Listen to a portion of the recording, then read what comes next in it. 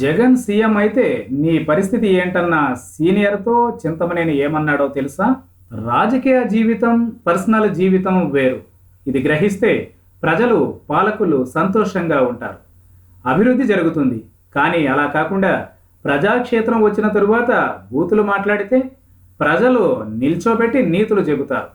ఇలాంటి పనులే అధికార పార్టీ పెద్దలు, పేరుకు ప్రజాప్రతినిధులు ఇదే పని చేస్తూ ఉన్నారు. నోటి నుండి ఎంత బూత్ వస్తే అంత, ఎవరెదురు వారిని అనేస్తున్నారు.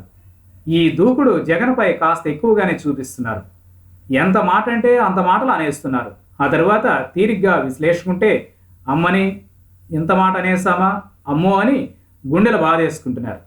ఈ అసెంబ్లీ సమావేశాల్లోనే జరిగిన ఓ ఘటన వైఎస్ఆర్ కాంగ్రెస్ టీడీపీలో తీవ్ర చర్చనీయాంశమైంది. ఇటీవల ప్రత్తిపాటి పుల్లారావు అంశం హాట్ టాపిక్ అయింది. ఈ క్రమంలోనే వైసీపీ ఎమ్మెల్యేలు జగన్ను ఉద్దేశించి వెస్ట్ గోదావరి జిల్లాకు చెందిన చింతమనేని కాస్త ఎటకారంతో, నోటు దురుసుతో జగన్ను ఒరే నీ కొడక కూర్చో అంటూ వ్యాఖ్యలు చేశాడంట.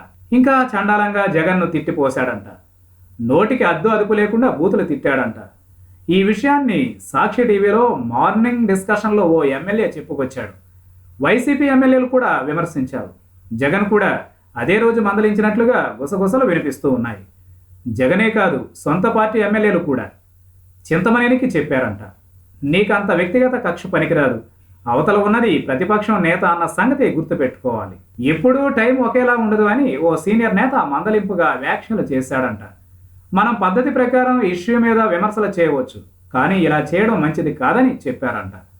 వీళ్లతో పాటు ఫిరాయింపు ఎమ్మెల్యేలు కూడా జగన్తో మాకు అనుబంధం ఉంది, నువ్వు అలా వ్యక్తిగత విమర్శలు చేయడం మంచిది కాదని చెప్పారంట.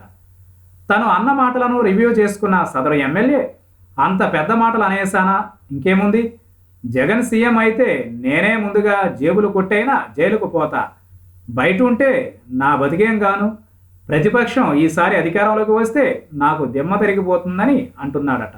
ఇందులో నిజాలు ఎంతవరకు నిజమో తెలియదు కానీ చర్చ మాత్రం జరుగుతోంది.